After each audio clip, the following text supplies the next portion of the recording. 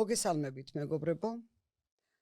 მშვიდობიან დღეს და საღამოს გისურვებთ, გააჩნია რომელ მონაკვეთში მოისურვებთ ჩვენს მოსმენას.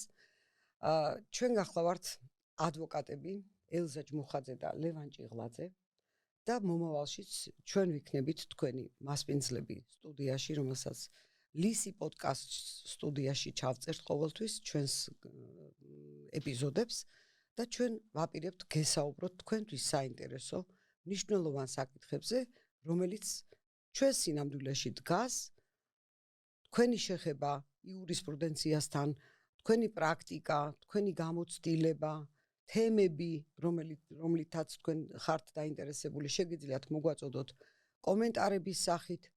ეხლა ძალიან მეუხერხულება ხოლმე და მოგვიწოვნეთ და ასე შემდეგ. თუ გაგვაკრიტიკეთ, პრობლემა არ არის, თავარია იყოს გამოხმაურება და თუ კი საინტერესოდ მოგეჩვენებათ, რა თქმა უნდა, გასიარებაც. ჩვენ დავაარსეთ ასეთი ადვოკატთა ასოციაციის წევრები გახლავართ, რა თქმა უნდა, მოქმედი ადვოკატები, მე და ბატონი ლევანი, საერთო სპეციალიზაციის, მაგრამ ჩვენ ვართ ამ პროფესიაში მოსულები ჟურნალისტიკიდან და ჩვენ დავწმუნდით, რომ მართლაც არ არსებობს ყოფილი ჟურნალისტი და ჩვენ გადავწყვიტეთ, რომ მოდი ამ მიმართულებითაც ვიმუშაოთ. დავაარსეთ ასეთი პლატფორმა ადვოკატის ხმა, სადაც ელექტრონული მედიის სახით ჩვენ საინტერესო მასალებს ვთავაზობთ, ვფიქრობ, კითხვას. მაგრამ რადგან ადვოკატის ხმა ქვია და ამ ჩვენს გადაცემებსაც ერქმევა ადვოკატის ხმა, გადავწყვეტეთ, რომ ეს ადვოკატის ხმა პირდაპირ ნატურალური მნიშვნელობით გავაგონოთ ჩვენს მსმენელსა და მაყურებელს. დღეს ჩვენი სტუდიის სტუმარი, ასევე მინდა წარვადგინო, ჩვენი ადვოკატთა ასოციაციის თავმჯდომარე, ახლად არჩეული თავმჯდომარე ბატონი ირაკლი ყანდაშვილი და სხვანაირად ვერც წარმოგვედგინა ალბათ ამ გადაცემის დაწყება, იმიტომ რომ ადვოკატების ნებისმიერი ინიციატივა აუცილებლად საინტერესო იქნება თავმჯდომარესთან ერთად იყოს განხილული და თემატიკაც მისთვის უცხო არ იქნება, რაზედაც ჩვენ ვისაუბრებთ. ბატონი ლევანი ასევე იქნება ჩემი თანაწამყვანი ყოველთვის. შესაძლებელია ხანდახან მოხდეს ისე, რომ მხოლოდ მე წავიყვანო გადაცემა, ან მხოლოდ ბატონმა ლევანმა, ეს იმაზეა დამოკიდებული, ჩაწერის დღეს როგორ გვექნება ჩვენი დღის გრაფიკი გადატვირთული სამუშაო დღიდან გამომდინარე. მოგესალმებით ბატონო ირაკლი, ძალიან დიდი მადლობა სტუდიაში სტუმრობისათვის და ჩვენ გვინდა რომ დავიწყოთ თქვენთან ძალიან საინტერესო საუბარი და გადაგახედოთ ორი მიმართულებით. თქვენ ბრძანდებით ადვოკატთა ასოციაციის თავმჯდომარე დღეს, თუმცა თქვენ ბრძანდებით ასევე ადამიანი, რომელმაც საქართველოში შემოიტანა ცნება, შემოიტანა პირდაპირ მნიშვნელობით მედიაციის. ახლა მედიაცია გასაგები არის, რომ ბევრისთვის გასაგები არას ნიშნავს, მაგრამ თავად ინსტიტუცია მედიაციის არ იყო საქართველოში, არც კანონი ჰქონდა, მაგრამ დღეს ამ ინსტიტუციამ უკვე ძალა მოიკრიბა. თქვენ ბრძანდებით ის ადამიანი, რომელიც მედიატორთა ასოციაციის თავმჯდომარე ბრძანდებოდით, დღეს თქვენ აღარ ბრძანდებით აქ, მაგრამ ხართ ადვოკატთა ასოციაციის თავმჯდომარე.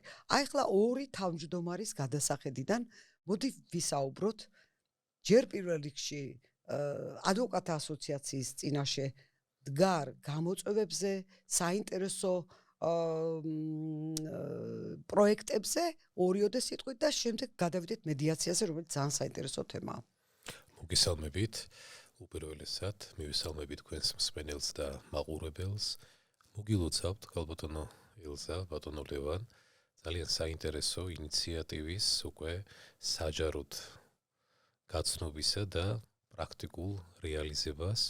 ძალიან მნიშვნელოვანი არის მსგავსი ტიპის და ფორმატის გადაცემების არსებობა, პოდკასტი, ვთქვათ, კი ბატონო, გამომდინარე იქიდან, რომ თემატიკა, როგორც უკვე თქვენ დაანონსეთ, იქნება მიძღვნილი საადვოკატო საქმიანობისადმი და მე მიხარია, რომ კიდევ ერთი პლატფორმა შეიქმნა, სადაც ადვოკატის ხმა მომახიანად, ხმამაღლა იქნება ყოველთვის გაჟღერებული, წარმოდგენილი და ძალიან დიდი მნიშვნელობა აქვს, რომ ადვოკატებს ჰქონდეთ საჯარო სივრცეში, ამა თუ იმ აქტუალურ სამართლებრივ საკითხებთან დაკავშირებით აზრის ფიქსირების ჩანსაღი ფორმით, აზრის გაცვლის საშუალება და მათ შორის მივაწოდოთ, ვინც არის ყველაზე დიდი ბენეფიციარი საადვოკატო საქმიანობის, ეს არის მისი უდიდესობულება საზოგადოება, საზოგადოებას მივაწოდოთ პირდაპირი ეთერის მოდი ასე ვთქვათ გამოყენებით ყველა ის აქტუალური საკითხი, რაზეც იურისტებს აქვთ ხედვა, მოსაზრება და საჭიროა რომ იყოს მსჯელობა.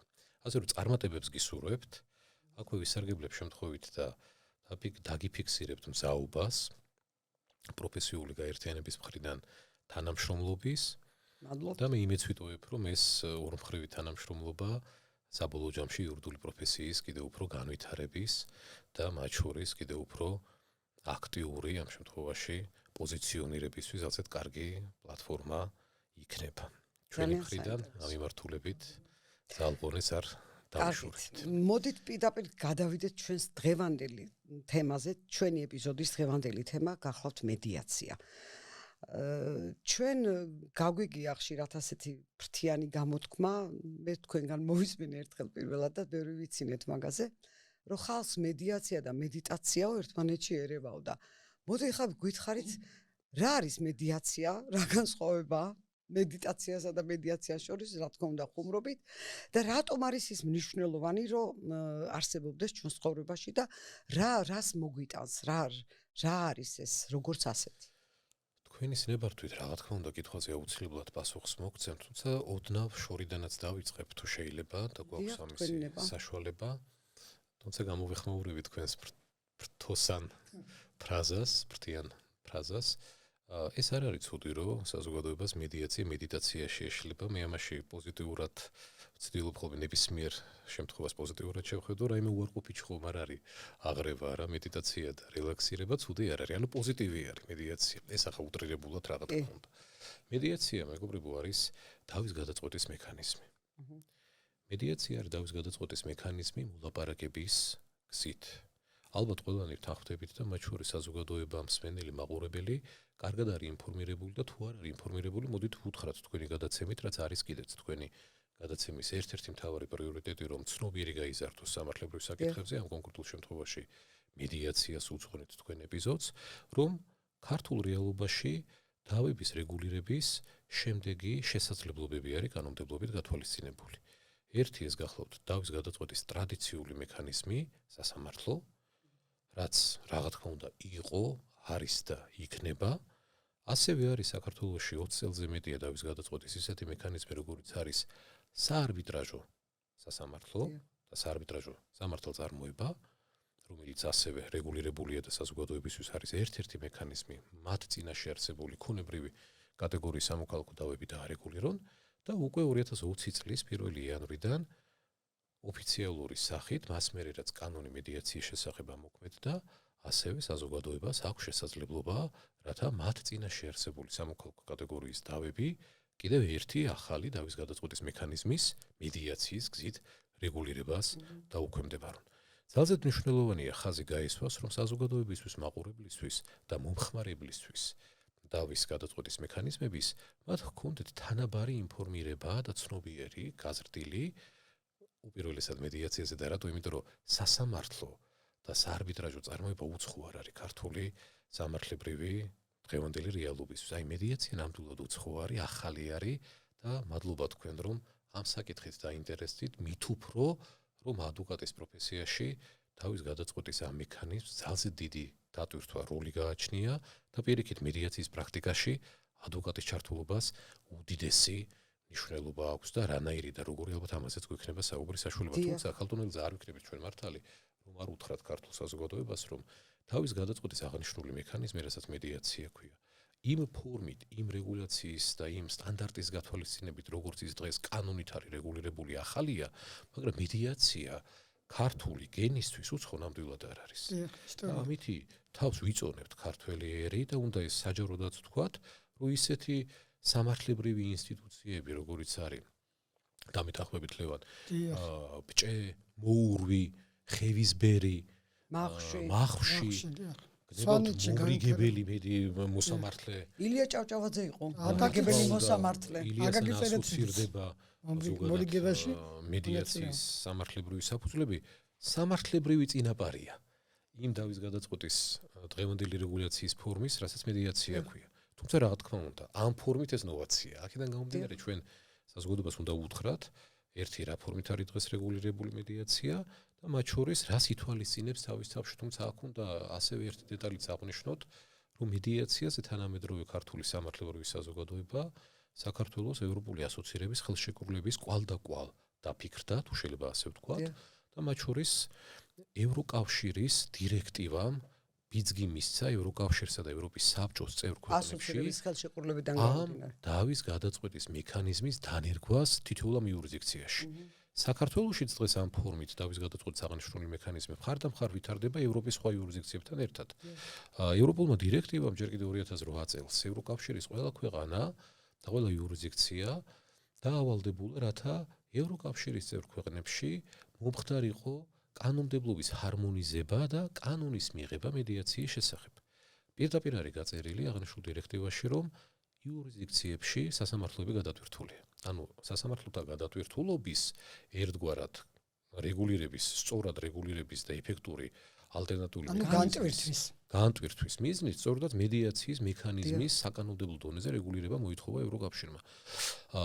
ბოლო იყო გერმანია 2012 წელს, ვინც უკაცრავად ჩაგეჭირებით ევროკავშირი რომ ამას მოითხოვს, ანუ იგულისხმება რომ ეს პრაქტიკა არა მხოლოდ ქართული სასამართლოს პრობლემაა, ევროპაშიც არის. მაგაღნიშნე სწორედაც რომ ევროკავშირის სწორედ ამ დირექტივაში ერთ-ერთ წინაპირობა თუ რატომ უნდა ამოქმედებულიყო წევრ ქვეყნებში მედიაციის კანონმდებლობა სასამართლოთა გადატვირთულობა არის კომერციულ დავებში და კომერციულ დავებში.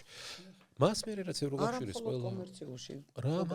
ევროკავშირის ყველა წევრ ქვეყანამ ეს კანონი მიიღო, ევროპის საბჭოზე გადავიდა ეს ვალდებულება და საქართველოზე მათ შორის და თითოეულ საბჭოს წევრ ქვეყანას მათი ასოცირების ხელშეკრულების დღის წესრიგის გათვალისწინებით უნდა მიიღო ეს კანონი.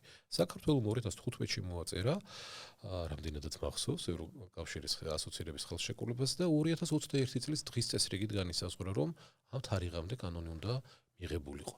2 წლით ადრე მიიღო საქართველოს აღნიშნული კანონი, 2019 წლის სექტემბერში ამოქმედა კანონი, უბრალოდ მიღებული იქნა, რომელიც ამოქმედა უკვე 2020-ის 1 იანვარს. ეს არის სამართლებრივი წინამძღვრები, მოდი ასე ვთქვათ, ამ კანონის ამოქმედების და ამ ახალი დავის გადაწყვეტის მექანიზმის სამართლებრივი რეგულირების დღევანდელ საქართველოში. რომ დაუბრუნდეთ თეზას, რა არის მედიაცია? ჩვენ დოქტრინას თუ გადავხედავთ, სამართლებრივ დოქტრინას, ვნახავთ, რომ მას ხშირად მოიხსენიებენ დავის გადაწყვეტის ალტერნატიულ მექანიზმად. ანუ ერთგვარად ტრადიციულ დავის გადაწყვეტის სასამართლო მექანიზმს უპირისპირებენ დოქტრინისეულად ალტერნატიულ მექანიზმებს და ალტერნატიული მექანიზმების ოჯახის წარმომადგენელია არბიტრაჟიც და მედიაციაც. თუმცა მედიაცია ისეთი განსხვავებული მექანიზმია, რომ თავად ალტერნატიული დავის გადაწყვეტის მექანიზმების სიაში არსებულ არბიტრაჟისგანაც განსხვავდება, როგორც სადადედამიწა. რატო? სასამართლო ყველას მოგვეხსენება, რომ არჩევს მხარეებს შორის მტყუან მართალს, თუ შეიძლება ასე ითქვას. გამოავლენს გამარჯვებულს და დამარცხებულს. სასამართლოთი საბოლოო ჯამში ალბათ თამამად შეგვიძლია ვთქვა და იგივე ხდება არბიტრაჟიც, იმიტომ რომ არბიტრაჟი კვაზი სასამართლოა, ორივე არის ფორმალური პროცესი. შედეგობრივად მესამე ნეიტრალური კვალიფიციური სასამართლოს შემთხვევაში მოსამართლე და არბიტრაჟის შემთხვევაში არბიტრი იღებს გადაწყვეტილებას, რომელთაც მოდით ახლა ჩვენ ადვოკატები ვართ დღეს შეკრებილები, პირდაპირ შეგვიძლია ვთქვათ, რომ კმაყოფილი არავინ არჩება. საბოლოოდ. არც გამარჯვებული მხარე საბოლოო ჯამში და ამას ახსნა რატო. წაგებული არჩება ლევან კმაყოფილი გასაგებია.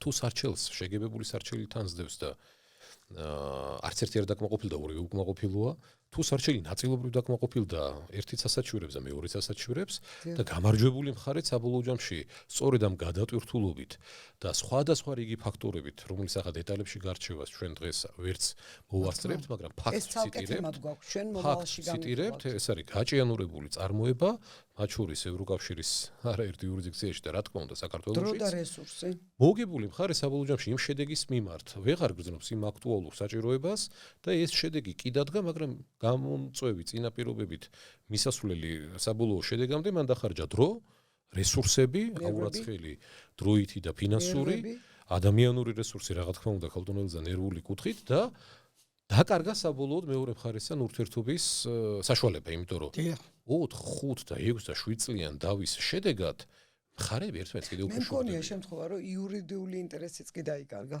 არა, ამ შემთხვევაში ყველაფერი იკარგება. აქედან გამომდინარე, ნახეთ, აი ამ მექანიზმის საპირწონედ შემოდის ახალი პლატფორმა.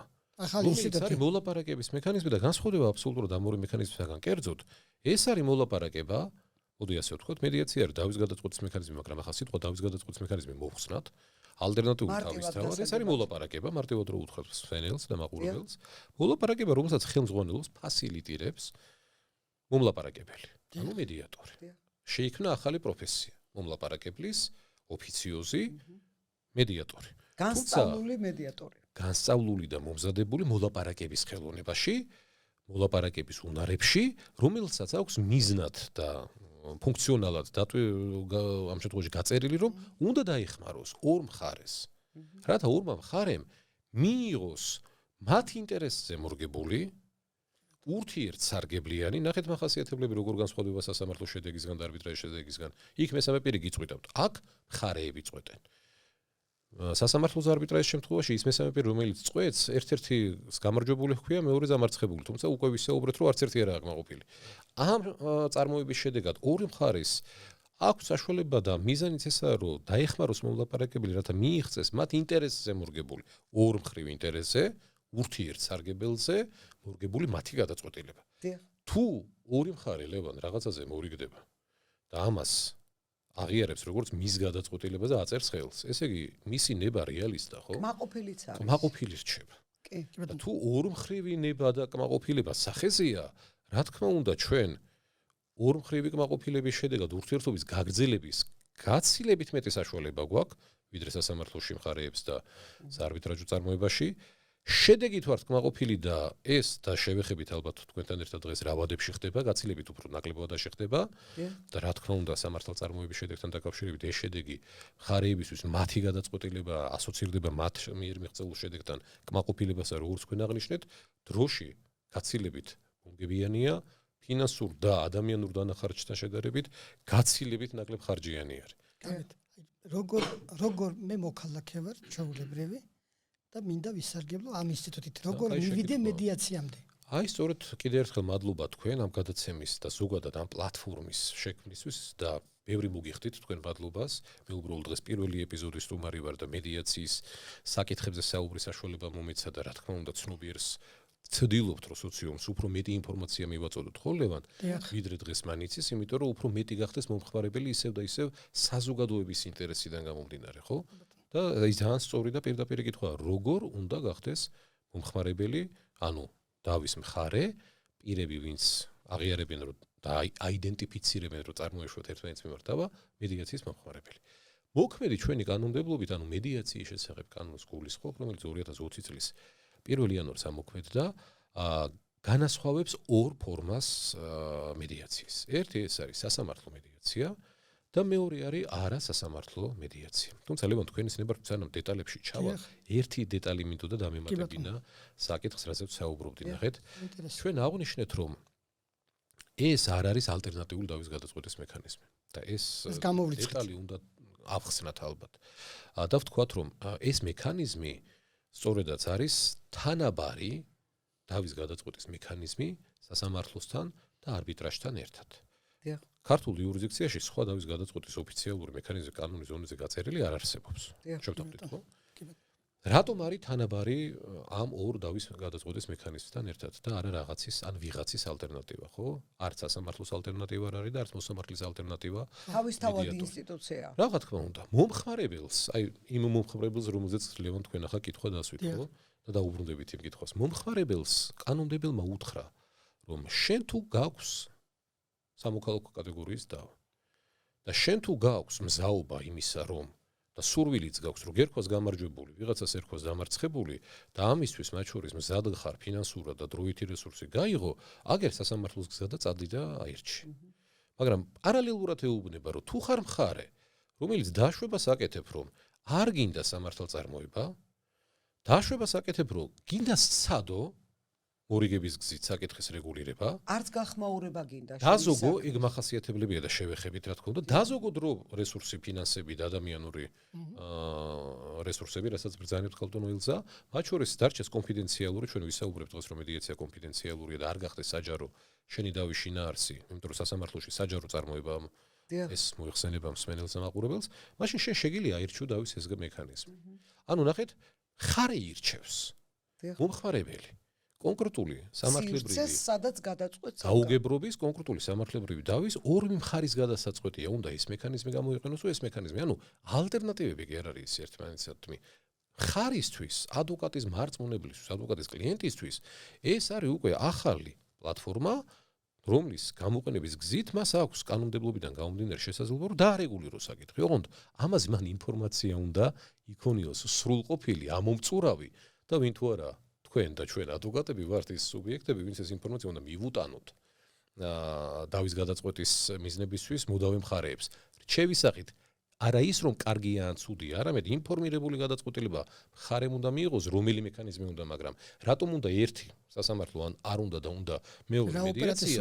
ამის შესახებ უნდა გქონდეს ინფორმაცია და კიდევ ერთი კითხვა გააჟღერა ბატონმა ლევანმა, რა უპირატესობები აქვს. თუმცა მანამდე მოდით დავსვათ საკითხი თქვენ პირველ კითხვასთან დაკავშირებით, როგორ მოხდეთ და გავხდეთ მხარეები მედიაციის მომხმარებლები და მე უკვე უპირატესობებამდეც მივიდეთ. მოქმედი ჩვენი კანონმდებლობა ამბობს ასეთ რაღაცას, რომ არის ორი ფორმის მედიაცია. სასამართლო და არასასამართლო მედიაცია. მართლა ძალიან მნიშვნელოვანი კანონი არის სხვათა შორის და მე ვეცდები რაზეც ვსაუბრობ, აქსიომატური თეზებით დავადასტუროთ და არა ჰაერზე ვისაუბროთ საუბრის გამო მხოლოდ. ნახეთ, სასამართლო მედიაციაში მოხვდებით ისეთ შემთხვევაში სამოქალაქო კატეგორიის დავებზე ვრცელდება მოქმედი კანონით, ეს უნდა ხაზი გაისვას, თავშევე უთხრათ ჩვენს მსმენელს და ჩვენს მაყურებელს. ანუ ადმინისტრაციულ დავებზე ეს არ სამოქალაქო კატეგორიის დავების რეგულირების მექანიზმია დღეს მოქმედი კანონმდებლობით, ხვალ რა იქნება ქალტონელსა ყველანი ერთად ვნახავთ.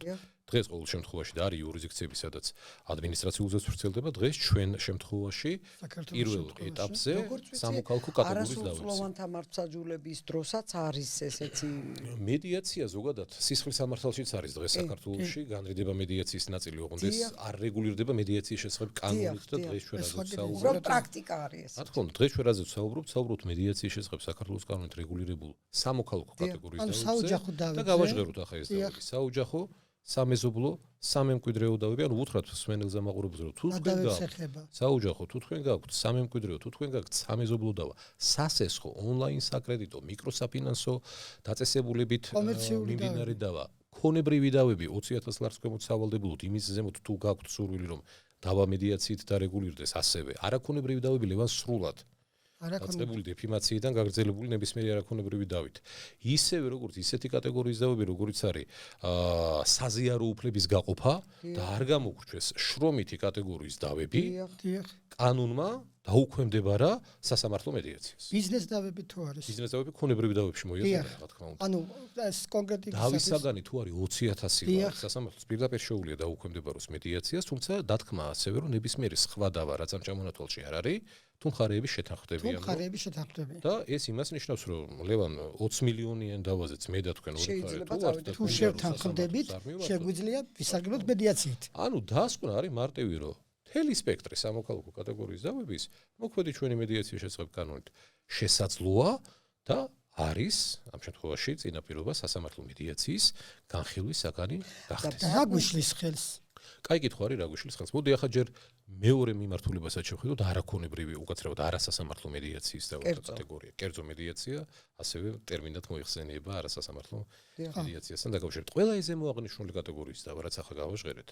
თუ მხარეები ამ კატეგორიის დავებზე ჯერ სასამართლოში არ არიან აღმოჩენილები, ანუ სარჩელი არ არის ამ საკითხზე აღძრული, ასევე ექვემდებარება მედიაციას, ოღონდ ორმა მხარემ და უთხრათ საზოგადოებას, რომ ამ კატეგორიის დავის მხარე თუ აღმოჩნდით, თქვენზე კარგად ვინ იცის, რომ დავა წარმოგეშვათ ამა თუ იმ კატეგორიის ხო?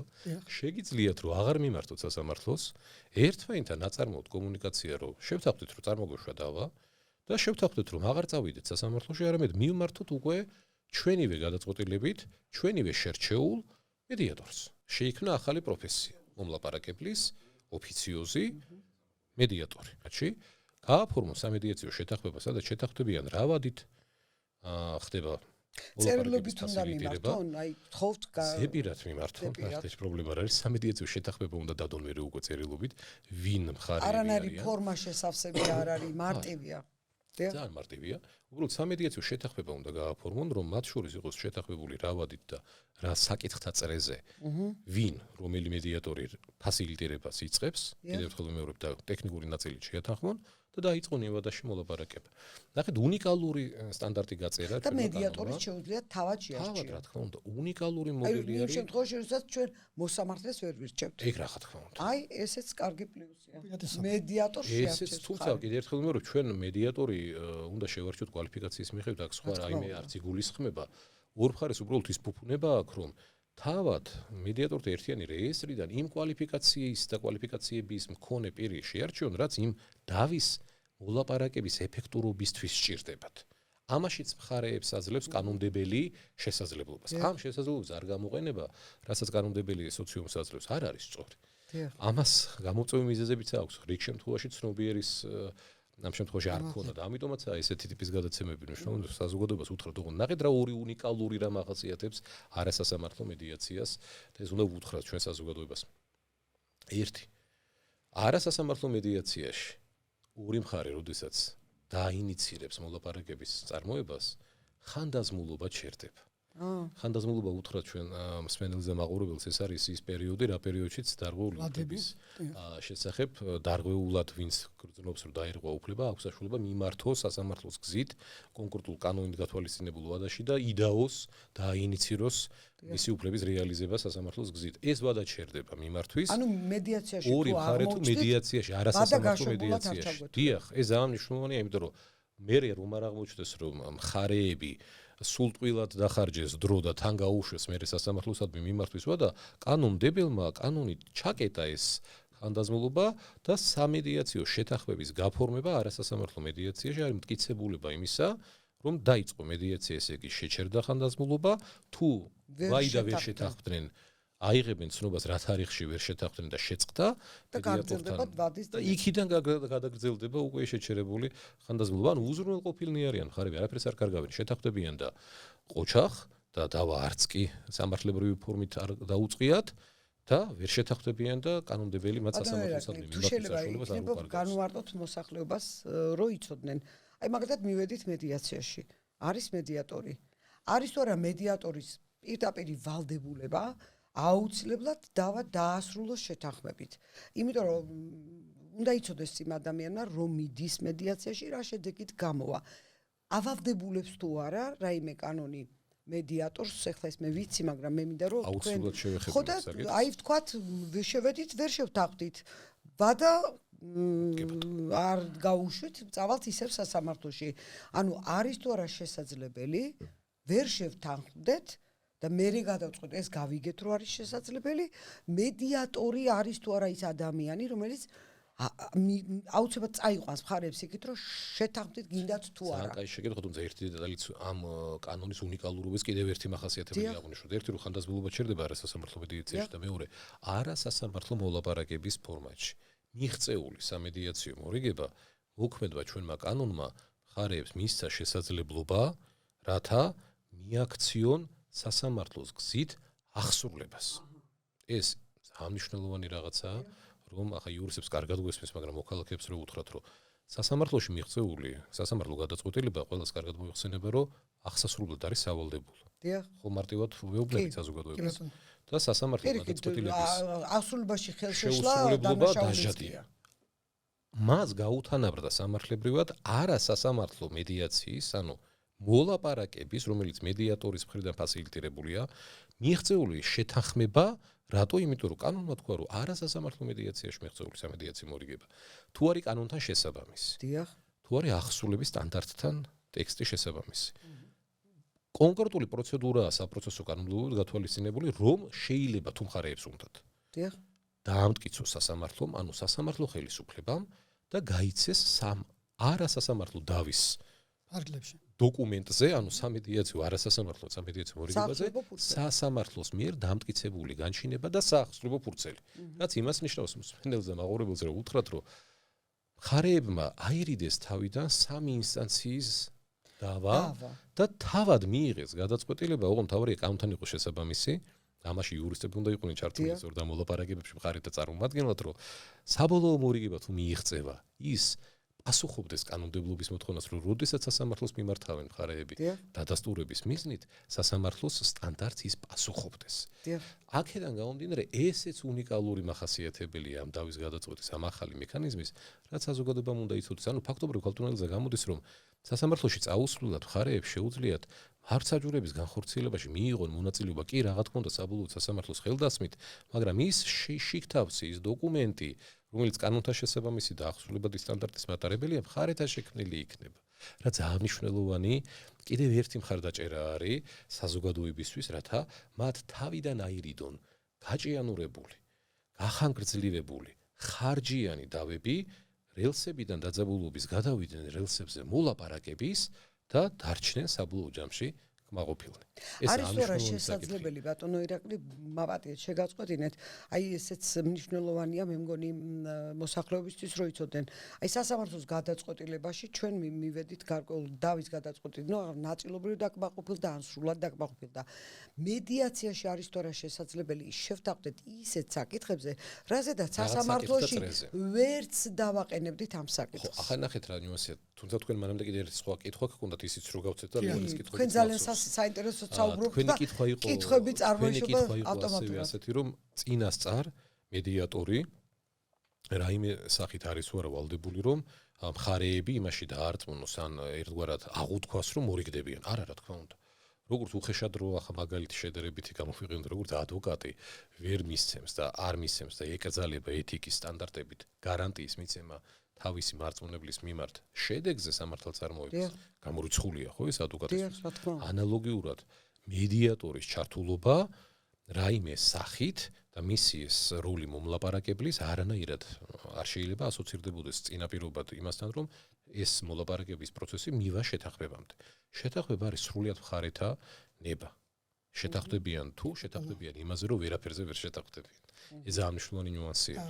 მედიატორი არის პროფესიონალი, კეთილსინთეზიერი მომლაპარაკებელი, რომელიც ეხმარება მხარეებს, რათა თუ არის მხარეთან ნება, მზაობა და აქვთ ამისი რესურსი კონკრეტული პირობებიდან გამომდინარე დაახლოონ ინტერესები, აი ამ პროცესში ეხმარება მოლაპარაკების ფასილიტირების მიზნით, მაგრამ გადაწყვეტილებას საკითხზე მორიგდნენ თუ არ მორიგდნენ და რაზე მორიგდნენ, იღებენ მხარეები და თქვენი ბოლო კითხვა რაც იყო, და ლევან თქვენ კითხვებსაც დაუბრუნდები, სამედიაციო მიზნებისთვის მხარეებს შეიძლება ჰქონდეთ რამოდენიმე სადაო საკითხი.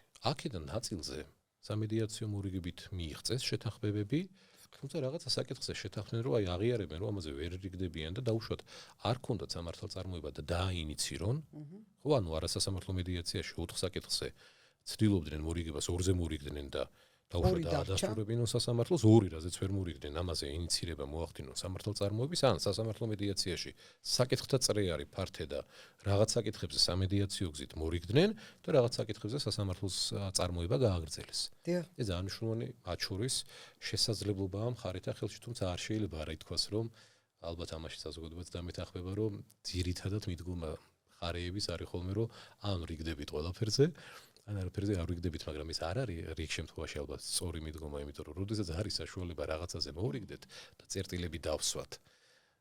ალბათ ეს საშუალება უნდა გამოვიყენოთ. ერთი საკითხი მაინტერესებს, აი სანამ უპირატესობაზე. უპირატესობებს უნდა შევიდეთ. უპირატესობამდე მივალთ, ერთი მაინტერესებს. სასამართლო მედიაცია შეიძლება თუ არა მაგალითად მოლაპარაკების კი არა მარტო. ასე გარიგების დადების დროს შეიძლება თუ არა შეთანხმდნენ თუ არა დავის გადაწყვეტის მექანიზმად, ამას მეკითხები. შეიძლება თუ არა დავის გამოყენების დავის გადაწყვეტის მექანიზმად, აი მაგალითად ორმა სუბიექტმა, ორმა ფირმამ, რომელმაც ხელშეკრულებაში გავითვალისწინოთ ეს. აღნიშნული შესაძლებლობა ცალსახად კანონმდებლობით არის გათვალისწინებული. ანუ მარტივად რომ უთხრათ ჩვენს მაყურებელს, მხარეები როდესაც ჯერ კიდევ არ არიან დავაში და არავის არ უსურვებს დავას, ალბათ დაახლოებით, თუმცა წინასწარ ვერ იტყვით რომ დავამდე ვერ მივლენ მხარეები, გნებავ სახელშეკრულებო ურთიერთობის მხარეები, მათ აქვთ ყოველთვის შესაძლებლობა, მოდი ხელშეკრულებით დავიწყოთ რახან თქვენ ხელშეკრულება. სახელშეკრულებო ურთიერთობის მხარეები არიან. ყოველთვის შეუულიათ მხარეებმა რომ შეათანხმონ ერთმანეთში დავის გადაწყვეტის მექანიზმი. შეიძლება შეთანხმდნენ სამართალწარმოებაზე, მათ შორის სასამართლო იურისდიქციაზე შეთანხმდნენ, ხო, საპროცესო კოდექსი ამის საშუალებას იძლევა, შეიძლება შეთანხმდნენ საარბიტრაჟო დავის გადაწყვეტის მექანიზმზე და ახლა უკვე კანონის ამოქმედების შემდგომ მედიაციის ასევე შესაძლებელია რომ შეთანხმდნენ ანუ კომერციულ დავებში შეიძლება ამის გათვალისწინება შეთანხმდნენ სამედიაციო და როდესაც დავა ანუ საფეხურის მიხედვით და როდესაც უკვე დავა წარმოიშობა უნდა მიყვნენ ხელშეკრულებით შეთანხმებულ სამედიაციო ხელშეკრულებით უფრო მეტიც ესეც რომ ვთქვათ ხალხტონელსა შეიძლება არ არიან შეთანხმებული წარმოიშვა დავა მაგრამ გადაწყვეტეს არაფერი არ უშვილთ ხელს რომ მე გადაწყვეტონ და მიმართონ არასასამართლო მედიაციას ან წარმოიშვა დავა იურისდიქციულად სასამართლოში აღმოჩნდნენ შეაჩერონ სასამართლო წარმოება და მიმართონ უკვე სასამართლო მედიაციას მოდი ახლა ერთ რამეს ვიკითხავ ბატონო ირაკლი აი ადვოკატის ისეთ კითხვას დავსვამ რომ გავაერთიანებ პირველი ანუ მედიატორი არის რა სავალდებულო იყოს იურისტი ეს ერთი კითხვა და შემდეგ აი ვთქვათ ბატონმა ლევანმა ახსენა ხელშეკრულება და წინასწარ გაწერილი პირობა რომ ვთქვათ თუ დავა წარმოიშობა ჩვენ ვიცით რომ ახლა გვიწერია ხოლმე ხელშეკრულებაში გადაწყდება დავა ურთიერთ შეთანხმებით და თუ ვერ გადაწყდება მივდივართ სასამართლოში და ხშირად თანხმდებით რომ სასამართლოს პირველი ინსტანციის გადაწყვეტილება შევიდეს ძალაში და ასე შემდეგ ხო ეხლა ვთქვათ ჩაემატა მედიაციაც ეხლა მე მაქვს ესეთი კითხვა ადვოკატი, როდესაც დებს ხელშეკრულებას თავის მომავალ, მოდი ვთქვათ, სიტყვა კლიენტი, ასე ქვია და არადა ვარქვათ. და ადვოკატის როლი ხომ არ კნინდება, ანუ ადვოკატს ხო არ გამოდის ისე, რომ თითქოს მისი სამუშაო ნაკლებია, მისი ანაზღაურებაც ასევე ნაკლები უნდა იყოს, იმიტომ რომ მხარემ შეიძლება იფიქროს, რომ მე თუ წავედი და იმ მხარეს მოურიგდი, რაღაც მინდა ეს ადვოკატი აი ეს გადასვლა როგორ ხდება ადვოკატის როლი მოკლედ მედიაციაში ადვოკატის როლი მოდით ასე ვთქვათ ამერიკაშიც ასეა ევროპაშიც ასეა და საქართველოშიც სტანდარტი არსებობს თუმცა პრაქტიკით უნდა ნელ-ნელა ალბათ დაინერგოს რომ ადვოკატის როლი შეუცვლელია არა მარტო სასამართლოში და არბიტრაჟში ასევე ორმაგად და უფრო დიდწილად სავალდებულოა თუ მხარეს ესმის ნიშნულობა ადვოკატის სერვისების მედიაციაში. კიდევ უფრო მეტად ჭირდება მოლაპარაკებაში, იმიტომ რომ ეს ტერმინი და ეს მიდგომა რომ რა თმინდა მოლაპარაკებაში იურიდიული მრჩეველი, ეს საზოგადოებას უნდა უთხრათ რომ ეს გაუმართლებელი მიდგომაა. ეს სამართლებრივი მათ შორის სტანდარტების კუთხით ცნობიერის ამ შემთხვევაში ამაღლებას მოითხოვს. ანუ რაზე აწერ ხელს, რამდენად სამართლიანია და სწორია შენთვის. რამდენად ნაკლებად დამაზიანებელია შენთვის თუნდაც ამიტომ. სასამართლოში არის პრინციპი, მომეცი ფაქტი და მოგცემ სამართალს. მედიაციაში ჩვენ ეს პრინციპი არ გვაქვს. მოლაპარაკებაში, მოდი ასე ვთქვათ, იმიტომ რომ მოლაპარაკებაში და მით უფრო მედიაციის გზით თუ ჩვენ ოფიციალური შედეგით გვინდა დავამთავროთ. მხარეები განსხვავებით სასამართლოსაგან ახლა მახასიათებლებით ვთქვათ, ხო, მედიაცია არის დაფუძნებული ნებაყოფლობითობის პრინციპზე. რაზეც მხარეები თავად შეთანხმდებიან ის არის გამსაზღვრელი. არავინ სხვა გადაწყვეტილებას გარდა მხარეებისა არ იღებს. მაგრამ ის რაზეც თანხმდებიან, მათ შორის განსხვავებით სასამართლოსაგან, სადაც ერთ კონკრეტულ ჩარჩოში არიან მხარეები, ხო? სასარჩელო მოთხოვნას ვერ გაცდები გარკვეული ეტაპის მერე, ხო? მთავარ სხდომაზე ვერც გაზრდი, ახალ ფაქტს ვერ წარადგენთ, მტკიცებულებას. მოლაპარაკების აი ამ მექანიზმში პირიქით არის სტანდარტი. დოკუმენტებსაც ვერ წარადგენენ სასამართლოში, კი ბატონო. ამ სტანდარტში მედიაციას არც სამართალი ეხება და არც ფორმალური კუთხით მტკიცებულებები და დოკუმენტები, მაგრამ ერთმანეთთან მხარეები ცვლიან აუარებელ შეუზღუდავ ალტერნატივებს. იმიტომ რომ ლევანის შეთავაზება ელზა ქალტონო თქვენს მიმართ თუ დავაში ხართ თქვენ თავდაპირველად არ დაეთანხმებით, იმიტომ რომ არენდობით თუ დავაში რა ხნახართ. ანუ დაატრანსფორმირებთ მის შემოთავაზებას და ალტერნატიულ შესთავაზებთ. ის მას არ მიიღებს და წავიდა ცვლა ალტერნატიული შეთავაზებების და ხარი ამ ალტერნატიულ შეთავაზებებს სამართლებრივად რომელი არის მისთვის სწორი ისე რომ ორმხრივი ინტერესის რეგულირებით შეთანხმდეს, ვიღაცა მას ამაზე რჩევას უნდა აძლევდეს. მედიატორი თქვენ კითხოს რომ დაუბრუნდეთ სამართლებრივად იურისტი არის თუ არა რომ მკითხეთ.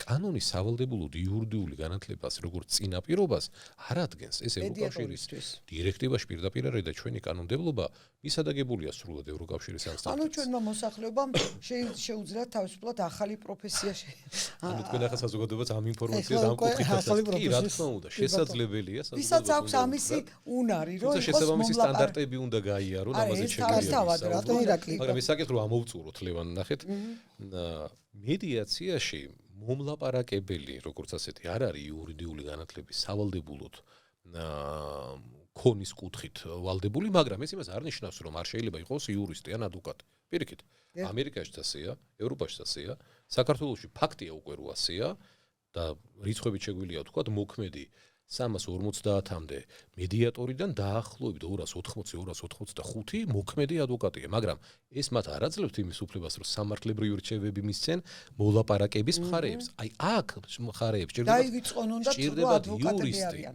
აქედან გამომდინარე მიდგომა საზოგადოების, რომ რა თქმა უნდა მოლაპარაკებაში მე იურისტი გაუმართლებელი არის, ანუ ორივე მხარეს საჭირო. ორივე მხარეს თუ უნდათ რომ მიაღწიონ მათ ინტერესების დაბალანსებით სამართლებრივად ურისკო მოლაპარაკების შედეგს, ბოდიში, მაგრამ საზოგადოებას უნდა უთხრათ, რომ ადვოკატი ერთი მხარის იურისტი ორივეს ვერ მოემსახურება. რა თქმა უნდა. ახლა ოღონდ ერთი ნიუანსი ლევან ახავე დაგიბრუნდებით, ნახეთ. ამ წარმოებაში, როდესაც მიიღწევა საბოლოო ჯამში ეს შეთანხმება, დოკუმენტალურად ხომ უნდა გაფორმდეს და წინსწრებად მხარეებს უნდათ რომ ის ახსულდეს და სასამართლომ დაადასტუროს. სამართლებრივი კუთხით სამართალ-საჯარო წესრიგთან შესაბამისობის სტანდარტი, კანონიერების პრინციპთან შესაბამისობის სტანდარტი და ახსულების უნარიანობის სტანდარტი ვიღაცამ ხომ უნდა განუსაზღვროთ.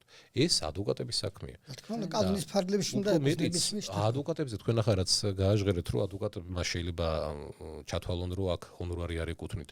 მოდით პირდაპირ არა, ადვოკატები არ ჩათვლიან და მაყურებელს და ადვოკატებსაც უთხრათ და მომხმარებელს უთხრათ, რომ მოქმედი კანონით განსაკუთრებით 2025 წლის დეკემბრის თვეში შესული ცვლილებებით ეს უნდა გავაჟღეროთ.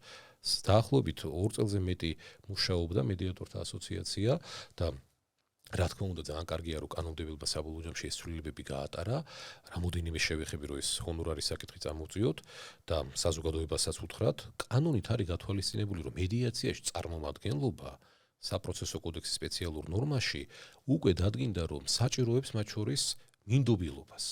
ანუ თუ მომხმარებელი იტყვის რომ მედიტაცია რა არის და აქ იურისტი რა თმინდა, ადვოკატს აქვს უკვე საშუალება უთხრას რომ ეს იცი ჩემი მოგონილი კი არ არის, კანონით არის დადგენილი მედიტაცია წარმომადგენელი მათ შორის მინდობილობით არის ანუ მინდობილობაშიც უნდა გავითვალისწინოთ. მეორე კანონმდებელმა თავიდანვე ჩაწერა რომ მედიაციას ექვემდებარება სამოქალაქო კატეგორიის დავები.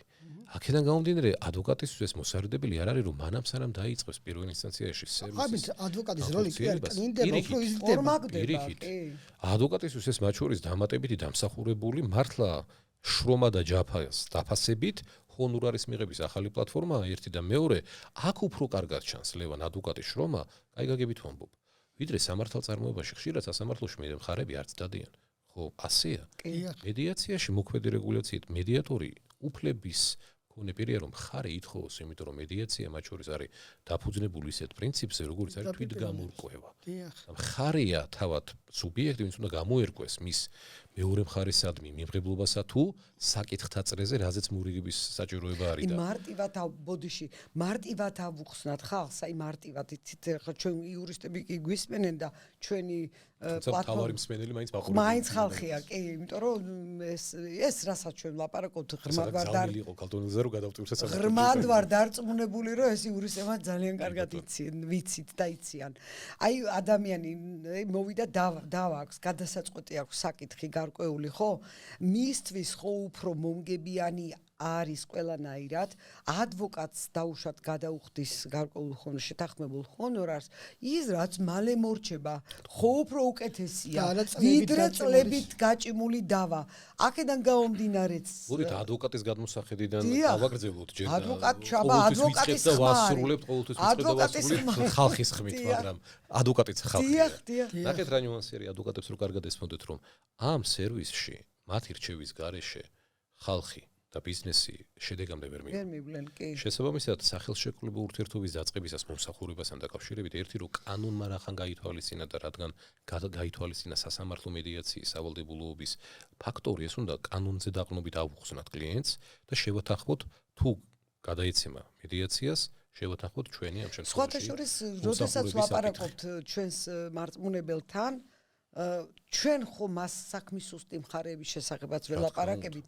და თუნდაც ამ გადმოსახედიდან თავარი არის ქალტონელზე მარწმუნებელს და კლიენტს ესმოდეს ეს ამნიშნული გამოწვევა რაც ფსიქოემოციასთანაც არის ხალხის დაკავშირებული რომ არ უნდა ჩათვალოს მხარემ რომ თუ მას მორიგებას ურჩევს მისი მრჩეველი რომ არ უნდა ენდო ან პირიქით მორიგება რომ არის სისუსტე. პირიქით. ეს ფსიქოტიპი ამერიკაშიც არის, ევროპაშიც და ამას ებრძვიან. და ეს ძალიან მნიშვნელოვანია რომ მომხმარებელს ესწოდეს რომ ადვოკატზე უკეთ მას რჩევას ვერავინ ვერ მისცემს და ადვოკატი თუ ურჩევს რომ რიგ შემთხვევაში არის სისუსტე, ადვოკატი იმისთვის არის მხარისთვის მთავარი იურიდიული მრჩეველი, ვისაც იურიდიული ბედის განკარგვას ანდობს რომ ეს რჩევად უნდა მიიღოს და არა რაღაცა სხვა აზრი დაინახოს ამ ყველაფერში. ძალიან მნიშვნელოვანი ნიუანსია. ფაქტია რომ საზოგადოება ეს კანონი მედიაციის შესახებ რამდენიმე წლის წინათ იქნა მიღებული როგორც ახსენეთ, მაგრამ კიდევ არ არის საზოგადოებამდე ამიტომ ვარ დღეს განილი ეს საკითხი, ეს სერვისი. რა არის გარდა იმ ინფორმაციულობისა, რასაც ჩვენ ახლა დღეიდან ვაკეთებთ, კიდევ რა არის საჭირო იმისათვის, ვინ უნდა აუხსნას ხალხს უკეთესად. ლევან, მოდით მაინც უპირატესობებსაც შევეხოთ თქვენი კითხვა რო არ დავტოვოთ და მე ვინ უნდა აუხსნას. მედიაციის უპირატესობებიდან შეგვიძლია აღვნიშნოთ რამდენიმე მთავარი. ერთი რომ ეს წარმოება მსმენელს, მაყურებელს, ხალხს და ბიზნესს რომ უთხრათ, არის აბსოლუტურად კონფიდენციალური. განსხვავებით საჯარო სასამართლო წარმოებისგან. საჯაროობა ძალიან მნიშვნელოვანი პრინციპია. ეს ადვოკატებისთვის ჩვეულებრივი რამ არის და ქეცვიხრით, გამჭვირვალე და საჯარო სასამართლო წარმოებისგან, მაგრამ ჩვენ მარწმუნებლებს შეიძლება აქვთ ინტერესი და საჭიროება ის კი არა რომ დასამალი აქვთ რაიმე, არამედ კონფიდენციალური წარმოების გზით საკითხი დაარეგულირონ, იმიტომ რომ ისეთი საკითხია, რაც საჯაროდ გაჟღერების შემთხვევაში მათ რეპუტაციულ გნებავთ შესაძლო კლიენტურის დაკარგვასთან ასოცირებული იყოს და ასე შემდეგ. დაკოტრება და ხშირად ორივე მხარისთვის. აქედან გამომდინარე ჩვენი მარწმუნებლები შეიძლება სწორედაც რომ საჯარო წარმოების ნაცვლად კონფიდენციალური პროცესი მათ იმ კონკრეტულ დავას სჭირდებოდეს. ანუ უპირატესობადაც არის აღქმული გარდა იმისა, რომ მახასიათებელი პრინციპია კონფიდენციალურობა მედიაციის, უპირატესობაც არის მახასიათებელი, რის გამოც საზოგადოებამ თუ იცის რომ ეს წარმოება არის აბსოლუტურად კონფიდენციალური, ამ მოლაპარაკებაშიც არავინ არ ესწრება გარდა მხარის და მხარეების და მედიატორის, ერთიც ვთქვათ რომ ფუფუნებაა სასამართლოსგან განსხვავებით ერთი ერთზე შეიძლება ერთ მხარეს მედიატორი შეხვდეს და არა ყოველთვის ორივეს ერთად. მეორე დროულობა, დროში ეფექტურია, იმიტომ რომ მოქმედი ჩვენი კანონმდებლობით სასამართლო მედიაცია მაქსიმუმ 90 დღე შეიძლება გაგრძელდეს, რაც სავსებით საკმარისია მორიგების მზაობა და ნება და რესურსი თუ არის. სამართალ წარმოება შეხვედრების რაოდენობაც არ არის შეზღუდული. სამართალ წარმოება თქვენ მოგეხსენებათ, სამივე ინსტანცია თუ გაიარა მხარემ კანონით ყოველ შემთხვევაში 16 თვე მინიმუმ გჭირდებათ. ხო? სამივე ინსტანცია. 16 თვე მეტა გრძელდებოდეს. მხოლოდ სამი ინსტანცია გავიგებთ. მინიმუმ კანონით დადგენილი ვადას. 2017 წლის საქმეზე გამარჯობა არ ვთქვა ჯერ მოსამართლეს. ანუ განტვირთავს სასამართლოს. ანუ ეს მეორე რომ ვადაში ეფექტურია, უპირატესობა არის. მესამე ფინანსური კუთხით ჩვენი კლიენტებისთვის.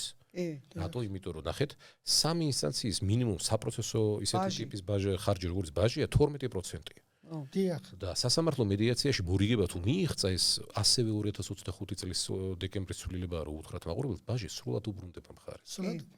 ანუ სტიმულირების კიდე ერთი საფუძველია იმისა, რატომ მედიაცია და რატომ უნდა სინჯო. ხანდაზმულობა ჩერდება, შევახსენოთ და არაფერს არ კარგავს მხარე, ბაჟს იბრუნებს და რაც ყველაზე მნიშვნელოვანია ლევან უპირატესობა, ადამიანური რესურსის დაზოგვა. რაც ფინანსებზე უფრო მნიშვნელოვანი ხარჯის დაზოგვა და დროზე. ყოფილა შემთხვევები, როდესაც სამეწარმეო დავა ყოფილა, კომერციული დავა, პარტნიორები ერთმანეთს პირდაპირ მნიშვნელობით ხოცავენ ერთმანეთს და ეს შეიძლება ყოფილიყო რაღაცა გაუგებრობა, ხო? მაგრამ შესაძლებელია ეს გაუგებრობა სწორედ იმ მოლაპარაკებით იქნას მიღწეული, დასრულდეს მოლაპარაკებით. და კიდევ ერთი არ გამოგჩეს რომ ხით ჩატეხილობის უებარი წამალია, იმიტომ რომ ესე ამერიკაში, ესე ევროპაში და არც აქ არ არის განსხვავებული. ერთმანეთის ადგილზე თავის თავს დაინახავენ. სამართალ წარმოება ხარეებს ერთმანეთთან მისასვლელ გზას, ნებას, შესაძლებლობას უსპობს.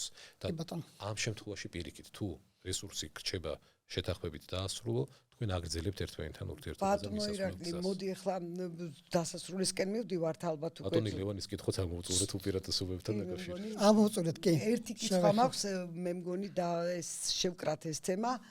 აი სასამართლო მედიაციაზე ვისაუბრეთ ჩვენ და ვიცით რომ როდესაც ვავსებთ სარჩელის ფორმას, იქ არის ველი მოსანიშნი, სადაც წერია რომ ხარ თუ არა თანახმა გადაეცეს მედიაციას და ეს ველი შეიძლება მონიშნო, შეიძლება არ მონიშნო, ზოგს გონია რომ თუ ეს ველი მოვნიშნეს, ჩემ სისუსტეთ აღიქმება ეს და ასე შემდეგ.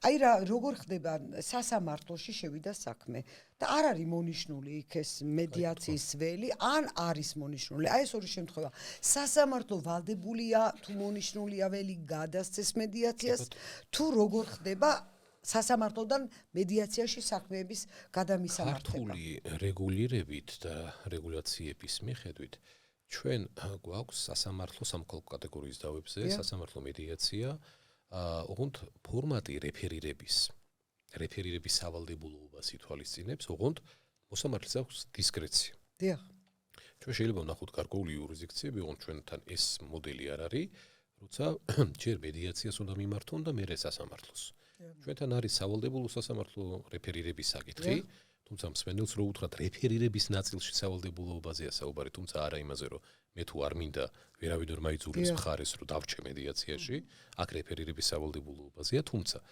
სასამართლო მედიაციის შემთხვევაში თუ მონიშნულია სარჩელსა და შესაგებელში ეს უკვე გზავნილია სამართლიანი მოსამართლისთვის რომ შეაჩეროს წარმოება და მედიაციის ვადით გაუშვას მხარეები მედიაციაში თუ თუნდაც ერთსა აქვს მონიშნული ეს ასევე გზავნილია რომ მხარეს მოსამზადებელ წვდომაზე დააზუსტებინოს ორივეს ხომ არ შეშეთვაში არ იყენებს სასამართლო ეს მეორე საკითხია და ესეც პრობლემაა ნახეთ რა ნიუანსი არის დღეს მედიაცია ლევან არის საბოლოო ჯამში კი მე-6 წელია უკვე მაგრამ მაინც დასაწყისი ეტაპი არის აქ ბევრი რამ არის მათ შორის მიდგომების თვალსაზრისით დასარეგულირებელი გასაზრდელი მიმართვიანობა ადვოკატების მხრიდან ასევე მიდგომები სხვა კუთხით გადასახები სასამართლოს მხრიდან საზოგადოების მხრიდან ისე სტატისტიკა როგორია ბატონო მოგახსენებთ ახლა მე ხშირად ვამბობდი ხოლმე რომ როდესაც მედიატორთა ასოციაციის ხელმძღვანელი ვიყავი და არც ახლა არ შემიცვლია აზრი ეს არის მექანიზმი რომელი მექანიზმიც ლევან ძალიან თამამად ვიტყვი 10 და 15 წლის თავზე იქნება ძალიან მოხმარებადი დავის გადაწყვეტის პლატფორმა. თავარი წამყვანი ძალიან დიდი ბრენდი. ამას აქვს ახსნა. ნახეთ, თქვენ გაგიჭირდებათ, ახლა ჩვენ ადვოკატები ვართ, პრაგმატული ხალხი ვართ და ბიზნესი არანაკლებ პრაგმატულია. გაგიჭირდებათ ნახოთ და საზოგადოებას რომ მიმართოთ, მოქალაქე გნებავთ ბიზნესი, რომელიც სწორად თუ გაიგებს და ეცოდინება, რომ ის იღებს გადაწყვეტილებას. სწორად თუ გაიგებს და ეცოდინება, რომ ის გადაწყვეტილება ახსრულდება. პრაქტიკა თუ იქნება ცნობილი, თუნდაც მეგობრისგან გაიგებს და ეცოდინება და გამოყენებული ექნება და შესაძლებლობის შესახებ ინფორმაცია სრულად ექნება, რომ ზოგავს დროს ფინანსებს არ კარგავს მეორე მხარესთან მისასვლელ გზას, ძალიან გაჭირდება თქვენ ასეთი ინფორმირებული საზოგადოების ფონზე ამ საზოგადოებას არ გამოავლენინოთ ის ნება, რომ მოდი სინჯავრას ვკარგავ. თუ არ გამოვა და სასამართლო არასდროს არ არის დაკარგული შესაძლებლობა და თუ სინჯედა მოვრიგდი, მე ვიგებ დროს, ვიგებ ფულს, ვიგებ ურთიერთობებს, ზოგავ ენერგიას და ასე შემდეგ. აღარ გექნება გადატვირთული სასამართლო. სასამართლო არ იქნება გადატვირთული, ძალიან მნიშვნელოვანია და სხვადასხვა ზაქ ადვოკატებს ეს სწორად ათასობით საქმე აწერიათ. ადვოკატებისთვის და მათ შორის სასამართლოსთვის მედიაციის გამართული სისტემის შექმნა ყველასთვის მომგებიანი არის. რატო იცით? ნახეთ, შეგვიძლია სასამართლოს ინტერესით დავიწყოთ. ნაკლებად გადატვირთული სასამართლოს მიმართ საზოგადოების განწყობას განსხვავებულად ხარისხი ამაღლდება საქმის განხილვის. რაც სასამართლოსთვის მნიშვნელოვანია, ლევან, ალბათ დამეთანხმებით. რა თქმა უნდა. მეორე, ხარისხი კი. და მათ შორის დროულობა სასამართლოს ჩართულობით მიღებული მართლმსაჯულების შედეგად გადაწყვეტილებების ეფექტური და მომატებული იქნება, რაც სასამართლოს ინტერესია. მესამე, საბოლოო ჯამში ახსურლების სულს შთაბერავს სასამართლო იქნება თუ არა სასამართლო სამედიაციო მორიგება მოსამართლის თუნდაც ფორმალური, მაგრამ ამ შემთხვევაში გადაწყვეტილება განჩინების და საახსნო ფურცლის გამოწერის გზით. შემიძლია გავაგრძელო. სასამართლოს ამ დარგის სისტემური გამართულობა სჭირდება მის ინტერესშია. და მოსახლეობას. ახლა მოდით ადვოკატებსაც შევხედოთ უპირველეს ყოვლისა, ხო? მაგრამ დავიწყე ამ შემთხვევაში სასამართლოს ინტერესით, იმიტომ რომ მნიშვნელოვანი რგოლია მართლმსაჯულების ადვოკატებთან. ჩვენ ყველა ერთ საზოგადოების ნაწილი. ადვოკატი, რა თქმა უნდა, ადვოკატის ყველაზე მნიშვნელოვანი რა არის, ლევან? დრო. ყველაზე დიდი მეგობარი არის დრო. ამერიკული გამოთქმა რომ მოვიშველიო, ყველაზე დიდი მეგობარი არის კლიენტი. მაგრამ იმის ამერიკული გამოთქმა გრძელდება, ყველაზე დიდი მტერიც არის კლიენტი, ამიტომ დროით დავიწყე. დროც მტერია, თუ არასწორად გამოვიყენეთ. ადვოკატი, რა თქმა უნდა. და ჩემთვის დრო არის უმნიშვნელოვანესი და თქვენ თავად აღნიშნეთ, რომ ნეტად 16 თვეში მთავრდებოდეს კანონდადგენილ ვადაში 3 ინსტანცია. რა თქმა უნდა, ჩემთვის დროულობა არის მნიშვნელოვანი, რატომ? იმიტომ რომ მე იმ დროს ვყიდი. სხვა კლიენტს ვახმარ, პირად განვითარებას და პირად ცხოვრებას ვახმარ და დღეს მე თუ ერთ ინსტანციაში 3 და 4 წელი დავდივარ და ხრებზე ვალდებულება მაქვს მარწმუნებლის მიმართ და შედეგით მარწმუნებელი თუ ანაზღაურებაც იგვიანებს ასე ჩვენ. ანაზღაურებაც იგვიანებს და დროულობით უფრო მეტ ანაზღაურებას. ადამიანები კარგავენ ერთმანეთს, დიდი კარგი მეგობრები კარგავენ. ნახეთ, სასამართლო განტვირთული ადვოკატის ინტერესში შედის, იმიტომ რომ ხა ჩვენ ხო კარგად ვიცით რომ ყველა ვერაზროს ვერ მორიგდება ლევან ეს გამორიცხულია არც ამერიკაში და არც ევროპაში ყველა დავაზე ვერ იგდება მაგრამ ჩემი საქმეთა კატეგორია ადვოკატის თუ გამოვიდა სასამართლოდან რაღაცა კატეგორია და სამედიაციო გზით ზოგადრო და ფინანსები და სასამართლო დარჩება უფრო რთულად განსახილველი საკითხები იურიდიულად უფრო საინტერესო საქმეთა მიმართულებით ჩემი კლიენტის საქმეებიც ხო არის იქ და ანუ იქაც მე ხარისხს და დროს ხო ვწევ ჩემი კლიენტის ძალიან ძნელია ათასობით საქმე. და მოდით საზოგადოება არ დავივიწყოთ. საზოგადოება ყოველთვის მთავარი, ის არის მისი უდიდესობულება, ჩვენი მარწმუნებელი და ზოგადად მომხმარებელი და ზოგადად საზოგადოება ფიზიკური პირები არის თუ ბიზნესი. ნახეთ დროს ზოგავენ, ხარჯს ზოგავენ, ფინანსებს ზოგავენ, თვითონ იღებენ გადაწყვეტილებას, კუთვნილება ამ გადაწყვეტილებისადმი გაცილებით ერთმანეთს ზოგავენ. სხვამ გადაწყვიტა მათი საკითხი. ერთმანეთთან მისასვლელ გზას არ კარგავენ და რაც ყველაზე მნიშვნელოვანია, დაძაბულობის რელსებიდან სოციუმი გადადის ულაპარაკებები, სოციალური დიალოგის რელსებზე. და რაც ასევე სათქმელია, აღწევს იურიდიულ მიზანს. აღწევს, სწორი ხარ ლევან, იურიდიულ მიზანს, აბსოლუტურად სწორი შეჯამება იყო და არის აქტიური მართლმსაჯულების განხორციელებაში ჩართული, იმიტომ რომ მათი გადაწყვეტილებები კანონიერი თუ არის და ახსულებადი სასამართლოს ხელდასმით შედის კანონიერ ძალაში. ამაზე მეტი მონაპოვარი სოციუმს რეალურად რომ ვთქვათ, ხო? კიდევ ბევრი რამ შეიძლება მიეცეს, მაგრამ ამისი არ გამოყენება არ არის სწორი. აქედან გამომდინარე, მადლობა თქვენ ამ საშუალების მოცემისთვის და ჩვენი ადვოკატებისთვის, ჩვენი მომხმარებლებისთვის და საზოგადოებისთვის ამ ინფორმაციის გაცვლის საშუალება რომ მოგვეცა და მე წარმატებები მინდა ვუსურვო თქვენს ძალიან საინტერესო წამოწყებას, ინიციატივას, ადვოკატის ხმას და მე დარწმუნებული ვარ რომ ძალიან კარგად სწორად გაჟღერდება. მადლობა ბატონო ირაკლი თქვენი დროისათვის, ვიცით თქვენ გადატვირთული გრაფიკის შესახებ და თქვენ რომ დღეს ჩვენ სგვერდით ბრძანდებით ეს ჩვენთვის ძალიან დასაფასებელი ფაქტია.